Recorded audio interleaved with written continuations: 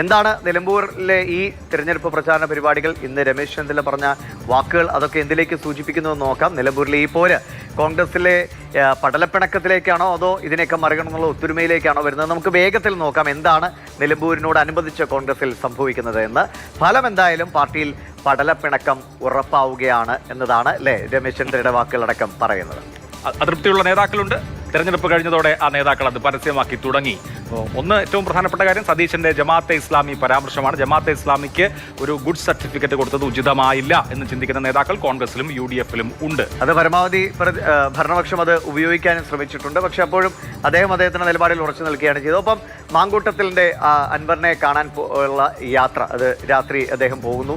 അതിനുശേഷം രമേശ് ചെന്നിത്തല അടക്കം കുട്ടികളല്ലേ, അല്ലെങ്കിൽ VD സതീശൻ പറയുന്നു ജൂനിയറായ ആളുകളെയാണോ ഞങ്ങൾ ഈ ചർച്ചയ്ക്ക് നിയോഗിക്കുന്നത്. അങ്ങനെ ആ രാഹുൽ മാങ്കൂട്ടത്തിലിന്റെ യാത്രയിൽ അല്ലെങ്കിൽ കൂടിക്കാഴ്ചകളിലെ എതിർപ്പ് മറനീക്കി നേതാക്കളിൽ നിന്ന് പുറത്തു വരികയും ചെയ്തു. അതെ, അതുപോലെയുള്ള അബദ്ധങ്ങൾ ഉണ്ടായി. അതുപോലെ ഒരു സംഭവ വികാസമായിരുന്നു ഈ പെട്ടി.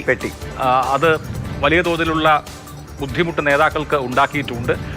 അത് ഒരുപക്ഷെ നിലമ്പൂരിൽ പ്രതിഫലിച്ചില്ലെങ്കിലും അത് പിന്നീട് ബുദ്ധിമുട്ടുണ്ടാക്കിയേക്കാം ഇതേപോലെയുള്ള കാര്യങ്ങൾ എന്നുള്ളൊരു ചിന്ത കോൺഗ്രസിലുണ്ടെന്ന് തോന്നുന്നു. അതാണ് എനിക്ക് തോന്നുന്നു എടുത്തുചാടിയുള്ള, ഇപ്പോൾ ശ്രീകുമാർ സൂചിപ്പിച്ച് എടുത്തുചാടിയുള്ള ചില പ്രതികരണങ്ങൾ നമ്മുടെ നേതാക്കളിൽ നിന്ന് ഉണ്ടാകുന്നുണ്ട്. അത് ഈ പെട്ടിയുമായി ബന്ധപ്പെട്ടുള്ള പ്രതികരണങ്ങളിൽ കണ്ടതാണ്. ഇനി ഈ ക്രെഡിറ്റിന്റെ പേരിലുള്ള ഒരു കല്ലുകടി സ്വാഭാവികമായിട്ടുണ്ടാകും.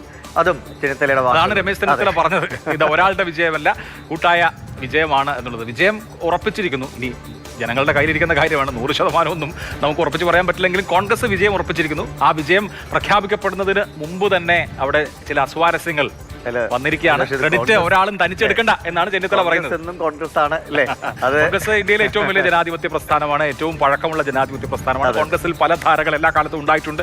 ആ ധാരകൾ തമ്മിലുള്ള സംഘർഷങ്ങൾ ഉണ്ടായിട്ടുണ്ട്. അത് അതിന്റെ മൂർധന്യത്തിൽ എത്തി നിൽക്കുമ്പോൾ പോലും ജയിച്ചിട്ടുമുണ്ട്. അതുകൊണ്ട് കോൺഗ്രസിനെ സംബന്ധിച്ച് ഇത് അത്ര പുത്തരിയൊന്നുമല്ല. എന്തായാലും പുതിയ ചില ബാറ്റിൽ ഫീൽഡുകൾ ക്രിയേറ്റ് ചെയ്യപ്പെടുന്നു കോൺഗ്രസ് പാർട്ടിയിൽ നിലമ്പൂർ തെരഞ്ഞെടുപ്പോടെ എന്നുള്ളതാണ് ഈ വാർത്തയുടെ സാരം. എന്തായാലും ഈ വാർത്ത ഏറ്റവും സമഗ്രമായി പ്രേക്ഷകരുടെ മുമ്പിൽ എത്തിച്ചിരിക്കുന്നത് മാതൃഭൂമി ന്യൂസാണ്. അപ്പോൾ അടുത്ത നിയമസഭാ തെരഞ്ഞെടുപ്പിന് മുമ്പ് പൊളിറ്റിക്കൽ വാർത്തകളുടെ ഒരു ഹെഡ് ക്വാർട്ടേഴ്സായി മാതൃഭൂമി ന്യൂസ് പ്രേക്ഷകർക്കൊപ്പമുണ്ട്.